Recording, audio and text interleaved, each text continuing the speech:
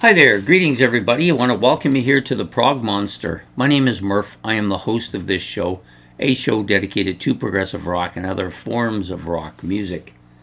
So we're here with the top of the chart show, which I'm going to be doing every second week on a Saturday night. It's going to be a little bit late tonight. I just got in shortly ago. Was out and gone away out of town for the whole day. Actually thought I would be back earlier, but as you know, things don't always go the way you plan. So anyways, Top of the Charts is a show that we are going to do every second week, in which I'm going to pick a time period in history of music from the Billboard Top 200 albums and give you the top 10 albums off of that Billboard Top 200 and just discuss them. So what I'm going to do is we won't talk too much about the albums that aren't rock related or albums that aren't of great interest on this channel. So we will just talk about the ones who aren't. But I will give you those albums as we go along. So the number 10, and I'm going to do this the way I always do it, which is from the least favorite or the bottom one to the top one. So it'll be, in this case, 10th to 1st. These aren't my picks, of course. They come from the Billboard Top 200 for that time period. So today's time period will be the week ending April the 14th in the year 1973. So I kind of like this one because there's a couple of albums on this that are very well known by most people would watch this channel or rock enthusiasts in general. So, but we'll start with the bottom one. So the bottom one is Aloha from Hawaii via the satellite, Elvis Presley. So it was on the charts about 8 weeks at this point in time, making the top 10. So this is, I believe this is a live album. Don't know too much about it other than it is Elvis Presley, of course, doing all the vocals here. So number 9 is Masterpiece.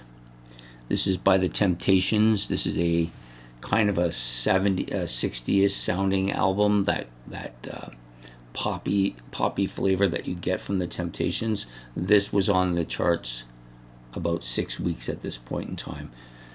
Next up is Shout Out at the Fantasy Factory from Traffic. This was on the channel this was on the charts about 11 weeks. Interesting album. I don't really follow these guys, so I don't know too much about it.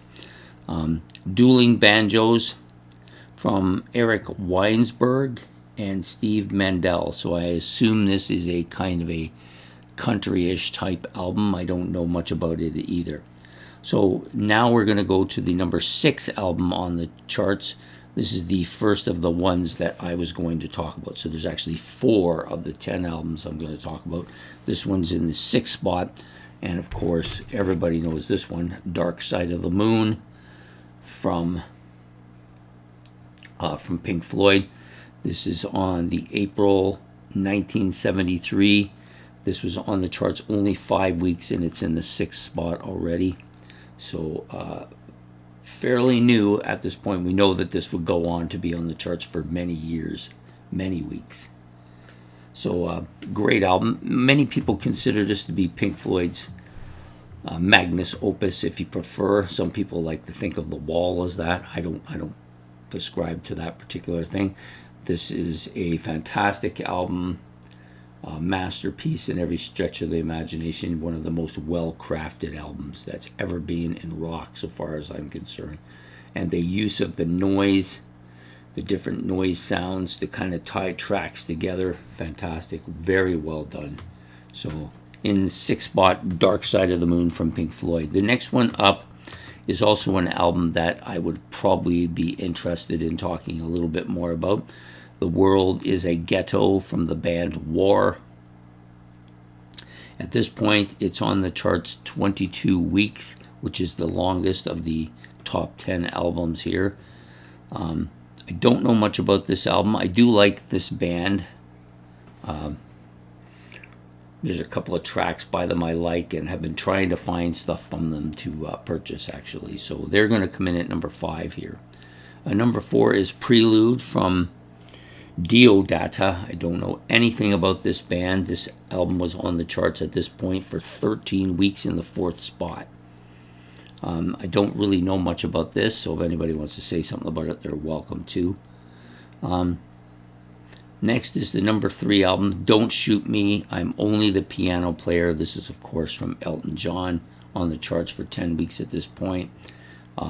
Some of those earlier Elton John's album filled with lots of really well-known Elton John classics. This is the era of Elton John that I like, the early 70s. And this album in particular I've looked at several times and actually listened to it online a few times. Not easy to find Elton John at the record store here in town or anywhere in town, really. I probably would have to do the ordering online. I try to avoid that like the plague if I can. Okay, the number 2 album also here on the number 2 on the charts for just 5 weeks, the same as Dark Side of the Moon.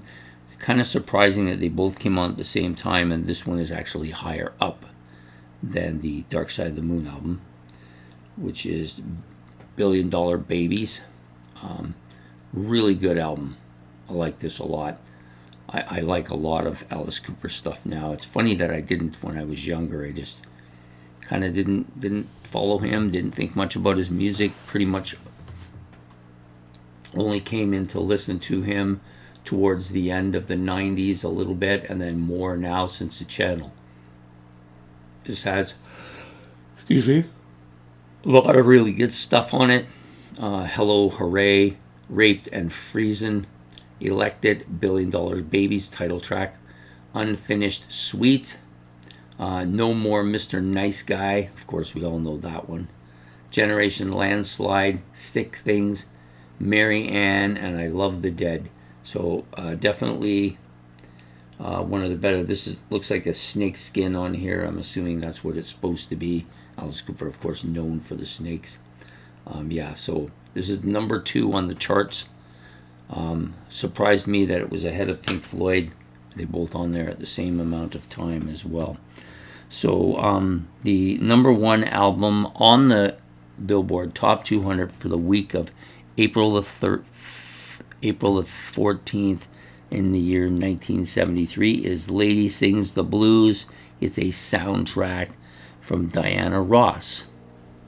There you go. That's the list. So I'll give them to you all from the top to bottom again, and mention a little bit about the ones that I think are prevalent to this channel. So Lady Sings the Blues soundtrack from Diana Ross is number 1. Number 2 is Billion Dollar Babies from Alice Cooper. Definitely an album that you want to check out if you haven't. Number 3, Don't Shoot Me, I'm Only the Piano Player from Elton John. Another album you should check out if you like Elton John at all. This is one of his better albums. Number 4, Prelude from Diodata. Do not know them at all. Number 5, The World is a Ghetto from War. Yeah, this was the longest charting